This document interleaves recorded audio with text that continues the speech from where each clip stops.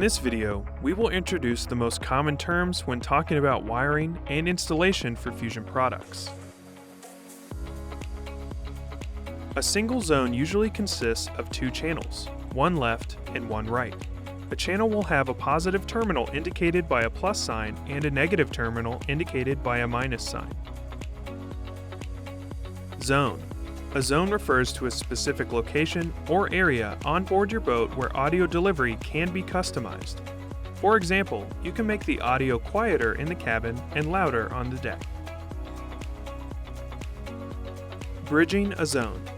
Combining two channels within a single zone to provide a more powerful output to a 4-ohm stable speaker or subwoofer. RETROFIT kit.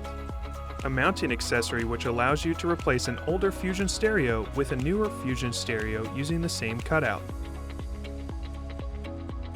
High power mode adapter. Used to convert a normal 2-channel zone into a bridge zone. This adapter also covers one of the RCA inputs for that zone, so an RCA Y-splitter cable is no longer needed. RMS power. Measured in watts, it is the continuous power handling of a speaker or subwoofer, or how much continuous power an amplifier can output. Parallel wiring. In marine audio installations, parallel wiring is primarily used. This is when a single channel connects to more than one speaker. Impedance is halved when speakers are wired in parallel. Series wiring. This is when positive connects to a speaker's positive terminal and the speaker's negative terminal is connected to another speaker's positive terminal. Impedance is doubled when speakers are wired in series.